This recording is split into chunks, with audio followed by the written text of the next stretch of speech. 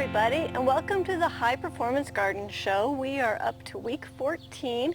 It is finally warming up. We're getting some summery days, and this garden is ready to rock it out, which is awesome. We're going to have a lot of fun in the garden today. We got a few new projects to work on. So we're going to get started harvesting, and we'll catch the projects as we go. So we're going to start again with the spinach. This stuff is amazing. It's still putting out. The leaves are getting a little pointy, which I know it's going to bolt soon, but hey, if it's going to give me spinach and it's hot, I'm going to take it. So we're going to start by getting our spinach harvested. Okay, here's our spinach harvest. This is amazing. This is just what's growing in between the tomatoes still. The plants are starting to stretch though, so maybe next week will be the last harvest, but we'll go as long as we can. So I'm very pleased with that. Okay, next thing we're going to do is work on the tomato plants. They are ready for another clip. So I just want to bring this up here. I want to stay away from the fruit. And put another clip on here. And there is a little sucker here. We'll take it out. And I saw another one. I'm going to look all the way down to the bottom of the plant. Yep, there it is. Just a little guy. And there's one right there. Okay, that's all that plant is needing. We'll go ahead and go around and look at them all. Now remember, you want to be looking for bugs. You want to be looking for any signs of hunger. This one I'm just going to move the clip up because it's fairly close to the other one. Up one more. I'll keep the clip away from the fruit. And I have a sucker right here.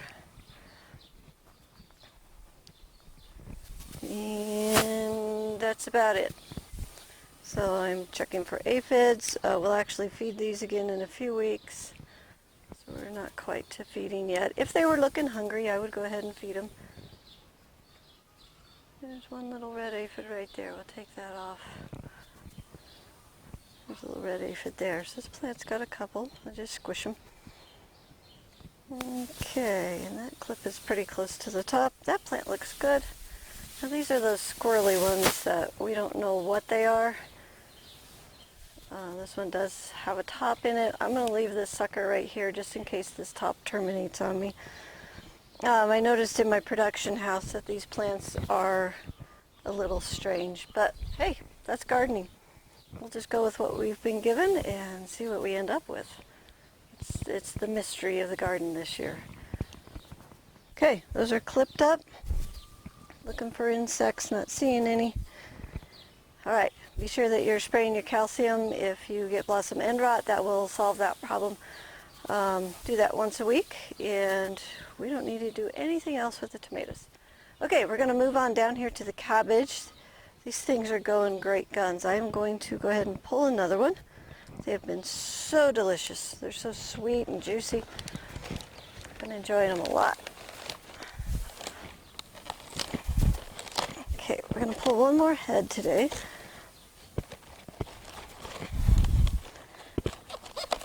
Oh, it's got a big stalk. I said, these things are getting massive. Look at that. It's huge. This is about twice the size that they should be, so I know that we got some good fertility in this soil. Okay, there's my cabbage for the week. Now the two that we pulled last week and the week before, they have the little knobs in them. I'm going to reduce that down to 3, so I'm going to take these little things out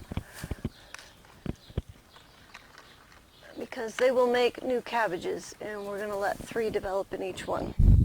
So that's the little pieces that I took out. Okay, cabbage doesn't need anything else. Remember to spray your BT once a week if you see the little yellow butterflies flying. And the shigaiku, hey, it's still kicking it. Look at here. So I'm going to go ahead and harvest some more of this. It's been totally delicious and a lot of fun to have. And it's just squirting out around the cabbage still, so we'll just keep harvesting. Okay, here's our shigaiku. That's another good meal, so hey, more power to it. That's awesome. Okay, we're going to move on. Now, I was looking at this cabbage plant and I wanted to take this leaf off because it's an older leaf and it's just starting to turn yellow. And sometimes you just need to come through and clean up the garden a little bit, because you know, these gardens are our pride and joy, and we want to keep them nice and neat and tidy. So if you're starting to see some older leaves, it's okay to take them off. But while I was in here looking, I noticed, you know, we have our 3 little cabbage heads that were growing inside here, but I noticed a whole bunch coming underneath, so I went ahead and popped those off. This is what they look like, and I'm going to go ahead and make a meal out of these, because I don't really need them on my plant, because 3 is enough for it to support. So there's another one. There's another 5 that it was trying to grow. So I'm going to go ahead and eat those, and we'll let the 3 that we started with, we'll let those continue to develop. So, okay, food for me, food for the baby turkeys. Oh my gosh, baby turkeys, I think their favorite food is cabbage. So I'm going to say that for the baby turkeys. Okay, moving on down. We are coming to our cucumbers. They are looking really good. Not growing quite as fast as I had hoped because of the cold, but they are growing, so we're going to go ahead and put a clip on them. And now that it's turned warmer, the nights are warmer, and that's what they like. And so I think we're going to see some really good growth this week and probably throughout the entire summer on these. These you can kind of just clip anywhere. Last week we released the spider mite predators, and they are established themselves and will work on protecting the cucumber plants throughout the summer. But we'll keep an eye on them too. If we start to see any webbing or a lot of discoloration or something, we can come and take the leaves off if we're having a problem. So we'll get these clipped up, because once it turns hot, they are going to grow like almost a foot a week. They're just going to explode out of here. Now I'm noticing, like right here, here's our first little cucumber. So there's our second little cucumber. A female squash blossom or cucumber blossom will have the fruit on it. So this is going to be a female flower. And a male flower, see if I can find one. Oh yeah, there's some down in here. The male flower, let's look at this guy right here. Take the clip off so you can see him really good. The male flower has just the stem. It doesn't have the fruit on it. So you can tell the male from the female flowers by whether they have the fruit attached to them or not. And the bees will come in, they'll get the pollen from the male and take it to the female ones. And so that's all that the plants will need to pollinate. I've never had a problem with pollination, so we just let nature do it. So, okay, that's it for cucumbers. They're looking good. And we're going to come on down here to the squash. There is just a little bit of spinach. See it hiding under here? And I think we'll go ahead and see if we can get another harvest off of it. I do love my spinach. I do have some in the freezer for when it was making excess, which is great because I can have that in the middle of the summer when it's too hot to grow spinach. So let's see if we can get another half a pound at least off of here. Okay, here's the spinach that we got. Not that much, but every bite counts, so I'm pleased with that. The next thing we're going to do is jump in here and harvest the zucchini. I don't know if you've noticed, but I put my sleeves down because the zucchini plants tend to give me a rash on my arms, and so you just want to wear, you know, your coat or something, harvest it early in the morning, late in the evening when it's cool, and that way you don't have itchy arms all day. The cucumbers will do that too, so you might want to harvest them at the same time. And we're starting to get some monster zucchinis. Now I like the big ones because I like to shred this into spaghetti noodles. But if you don't like the big ones, then what you want to do is harvest twice a week. So you want to harvest one time midweek, one time on the weekend, you know, 3 or 4 days apart. And that will get the size down. And go ahead and take everything off that's ready. And then find a way to use it or find somebody to give it to. So don't leave them on the plant if you don't want them for dinner. Go ahead and get them off, get them in the fridge. Freeze them, give them away, whatever.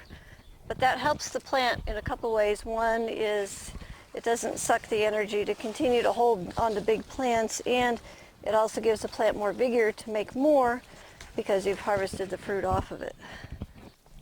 So it's a good idea to harvest all that's ready. Okay, here's our zucchini harvest. It's really heavy. There's a lot of zucchini here.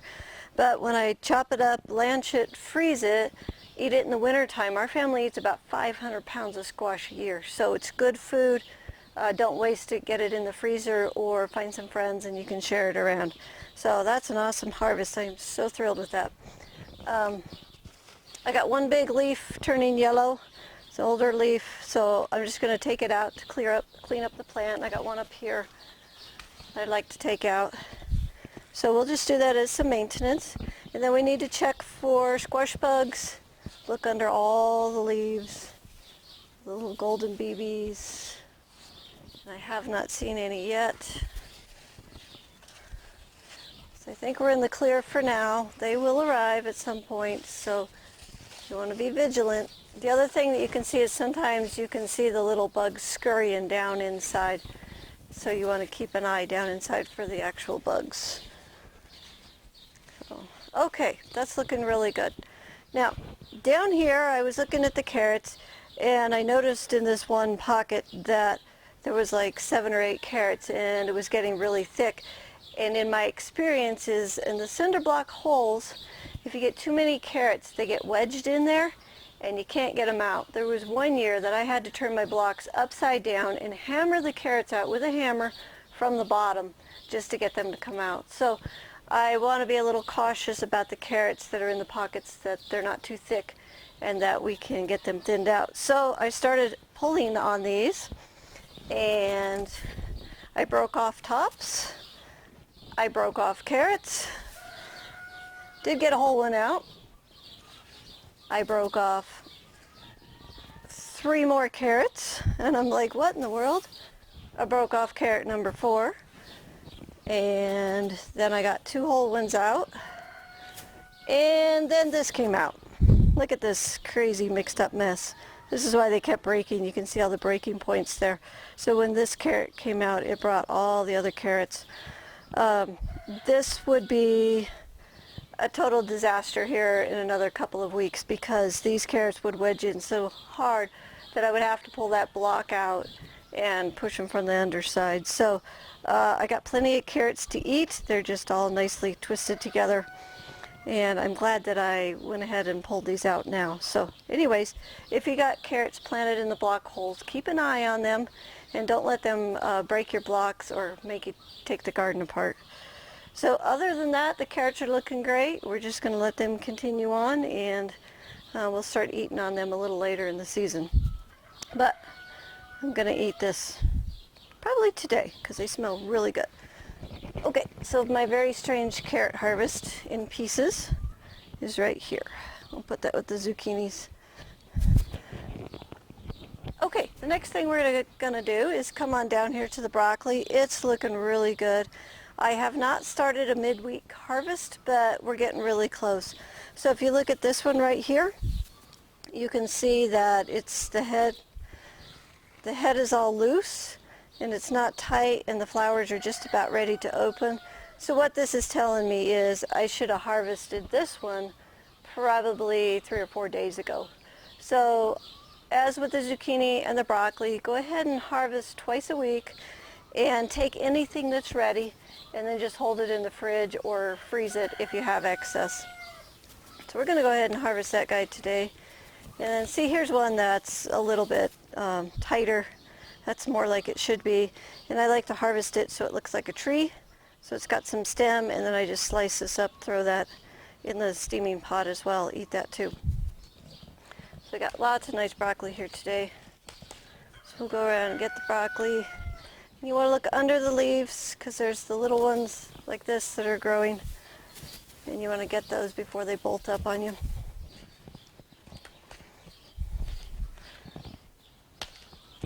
There's a big one. Let's see the flowers starting to open and you can see that the top is all jagged and not smooth across. Still totally edible. Go ahead and eat it. What this is telling me is just harvest more often. So twice a week it is. We'll get in here and get these out.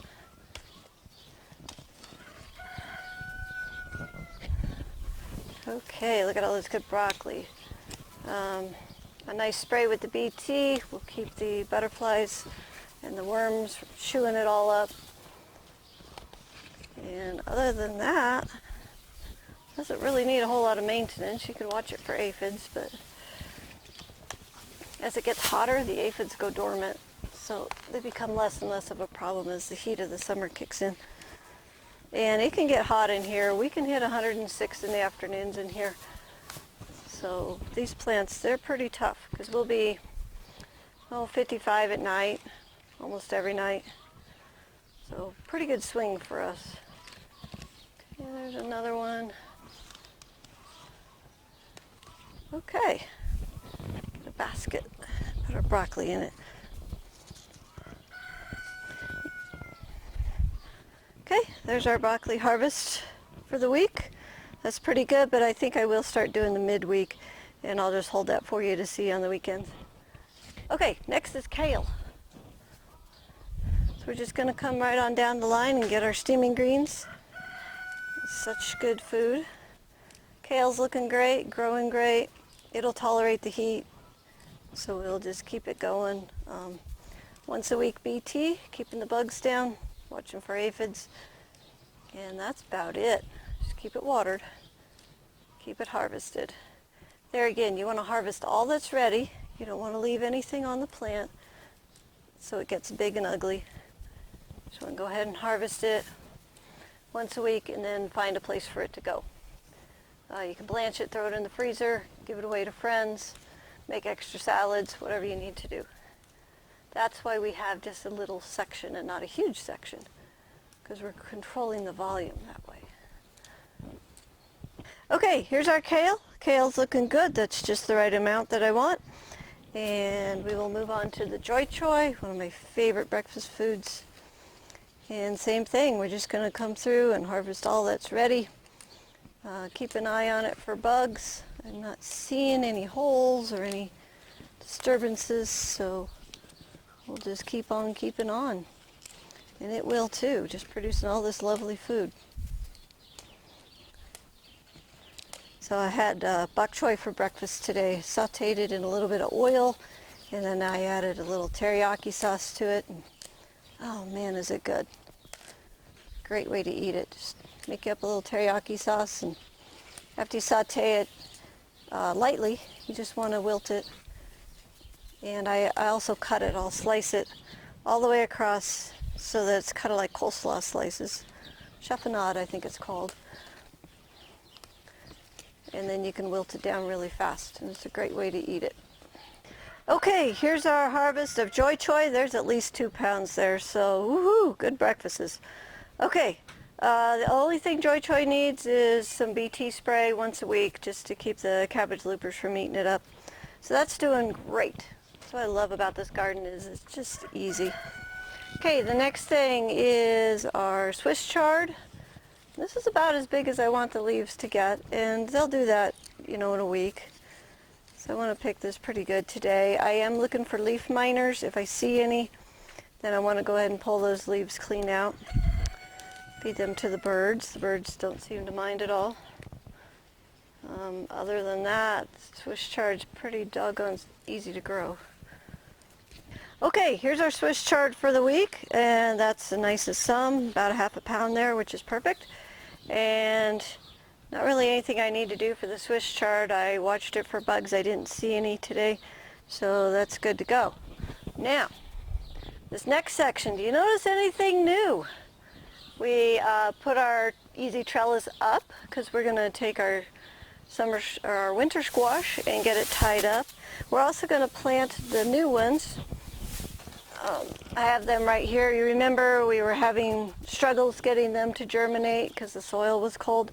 So I went ahead and germinated these in the building, and now they're ready to go in. So we're going to harvest a few extra beets to give these guys plenty of room and get these put in today. So first off, we want to get the extra beets out.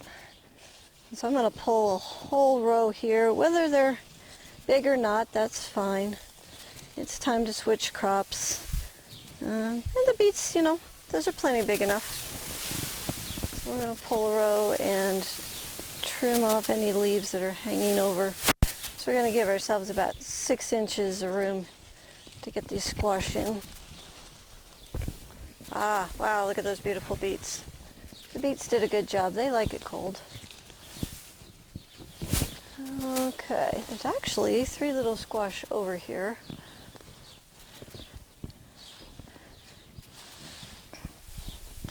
Okay, and I'm just going to dig a hole and drop in a squash plant.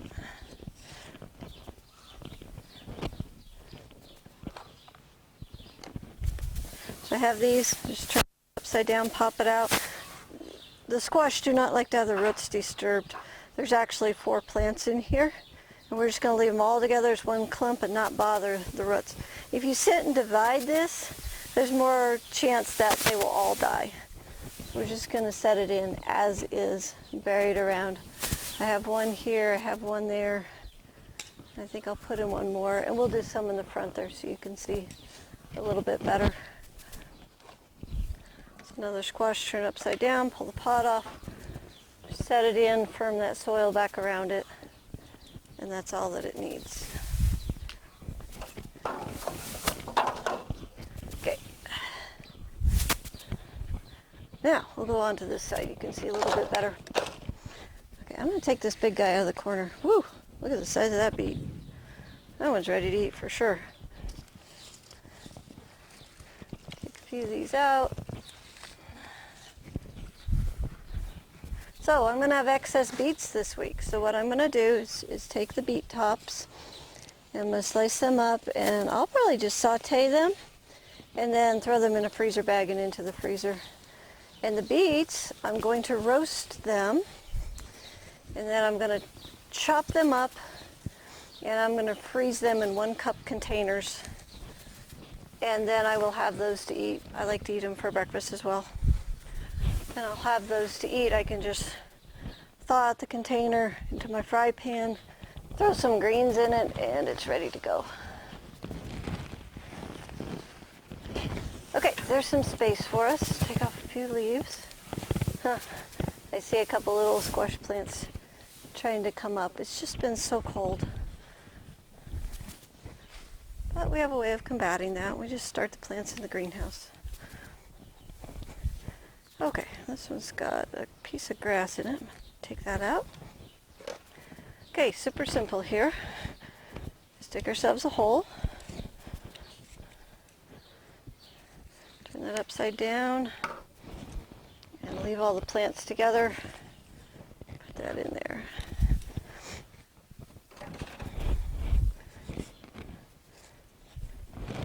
That's what I like about this garden. It's just everything's easy.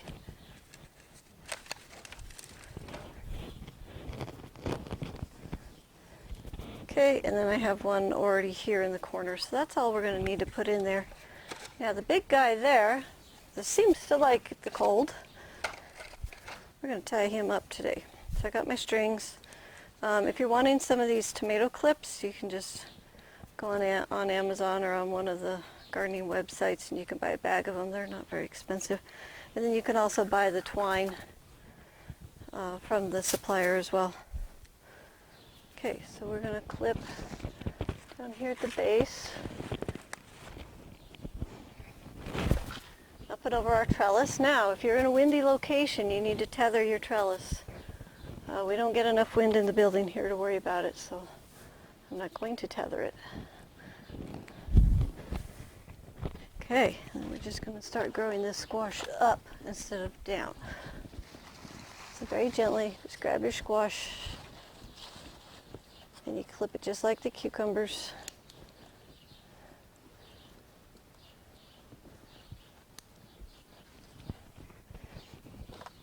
Now one of the things that you'll notice with this squash is as it starts getting crazy, we're going to have to start trimming it off. I've already noticed that there's a branch right here growing over my Swiss chard. And what we could do with that branch is we can go ahead and clip it up and get it up off the Swiss chard. So you can put on as many strings as you want and keep as many branches as you want and cut off as many branches as you want. There's no rules here. You just got to kind of maintain it.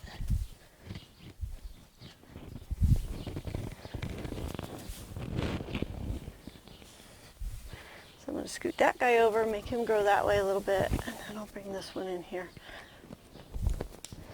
Okay, and I got to go grab me one more clip. I bet there's one over here in the tomatoes.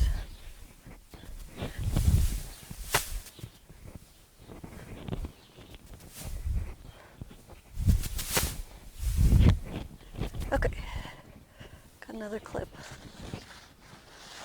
So we'll just get this guy off of my Swiss chard. And this will have the same flower pattern that we've been seeing, the zucchini and the cucumber. The male flowers will just have a stem, and the female flowers will actually have the fruit on them. Okay, I think that's all we need to do there. We need to water in these ones that we just put in. And if you're bringing them from the house, you might want to harden them off a couple days before you plant them.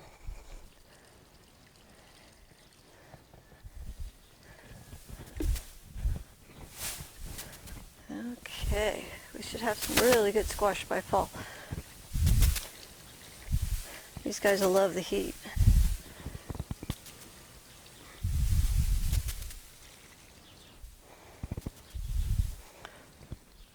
Okay, that section is done. That's all we need to do. Well, we should look for leaf miner. We should check out the rest of this, see what's happened, because we want to keep it under control. I've seen a few yellow leaves. That's just age. I'm not really seeing any leaf miner. Okay, we'll call that good. All right, we're going to go over here to the lettuce section, and we got a couple things to do here. We're going to harvest 3 sections, and then now it's time for section 2 to come out. It's time to rotate that one. I know it's big and beautiful right now, but in a few weeks that's going to bolt and not be useful. And we want to eat lettuce all summer long, and we want to have 1 pound to 2 pounds all summer long. And in order to do that, we have to keep our rotation going. So it's okay to pull out the beautiful plants. We got the other 2 sections running. Section number 1 is ready to transplant. We'll get that done today. And this thing will just keep chunking out lettuce week after week after week, even through the heat of the summer. So we're going to get in here, we're going to get this harvested, and then we're going to pull those plants out. Okay, so this is the section that we are going to take out. And so I cut it down with the scissors, just a little faster that way. And another plant right here. Okay, so that section is trimmed. Our lettuce harvest for the day is 3 baskets, and this is why it's okay to take a section out. I'll set those over here in the shade. Okay, now we're going to go ahead and pull these out. Save our good soil. We work hard to make good soil. We don't want to waste it. Besides, the chickens don't like to eat the dirt. They just want the plants. You can put these in your compost pile. You can feed them to your birds, whatever.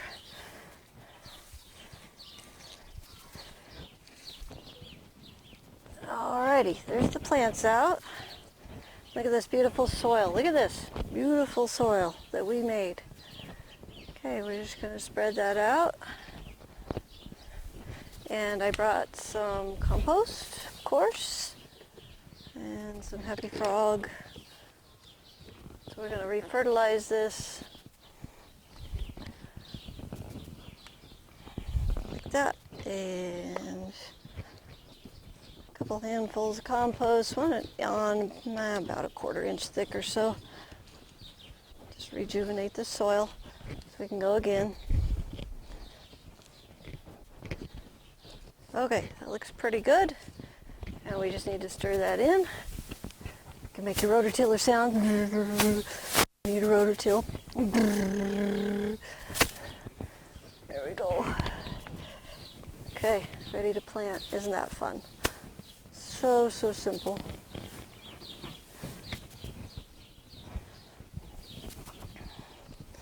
I'm going to put a couple lines on here. Put my seeds. Planting the same 3 seeds that we have. I'm going to do these all summer long. So we got a little bit of firecracker. Our pot of firecracker plants that we're going to grow to seed are looking really good.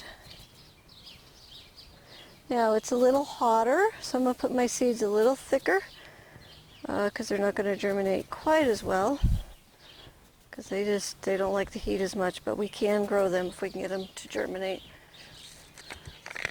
So a few more seeds, not the whole package. And my arrowhead, just a nice oak leaf.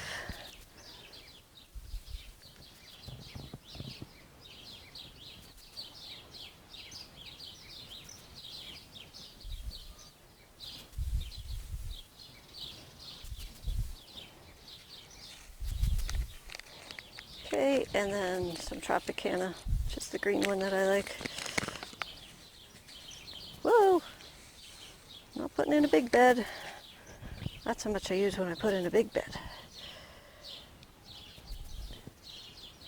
Now, because it's getting warmer, you may want to take a few seeds and plant them in a pot and start them in the house, because you may have to transplant some extra ones outside. So you just get a little pot. You can use some of the soil out of the bed, take it in the house, germinate it, and then you can have it to transplant.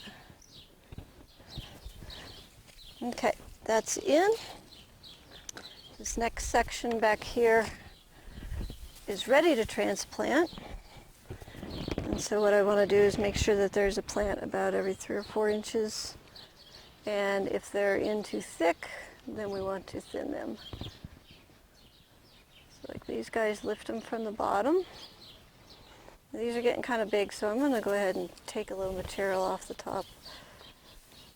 Get that transplanted. Put that guy back in. Got a few extra red ones. One of them over there. It's just got a 3 in it.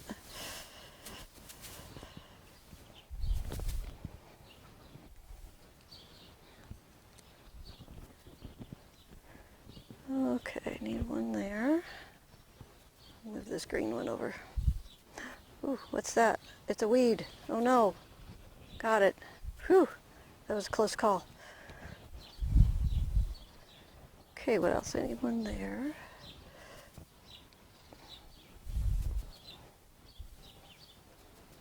One there. Moving the green ones out of the red row. Put that guy there. There's a little one just came up there. I'm going to let him continue. I'm going to take out the extra red ones.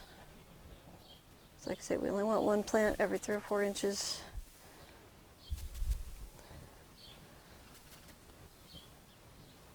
That's a single. Pull a few more out of here. If I see an aphid, I'm going to squish it. Put a plant up there. That one's a little thick. Okay, there's 2 there. Second one right there.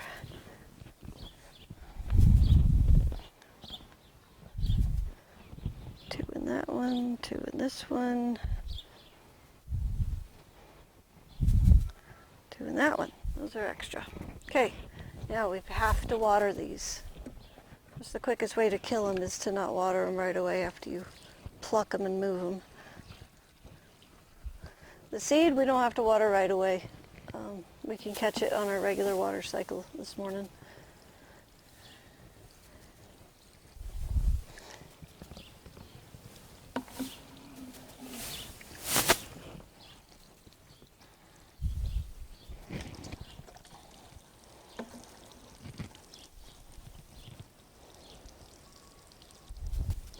Okay, that's pretty good.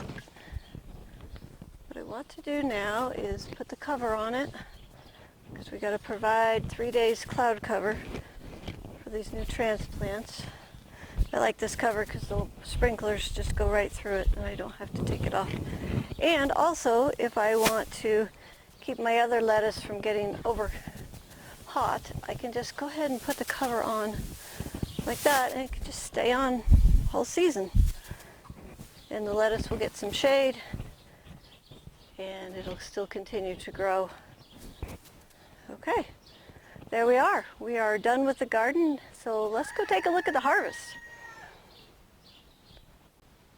Okay, we had a really good harvest today. Our spinach, we had 1.56 pounds, which is great this time of year, because it's really late in the season for spinach.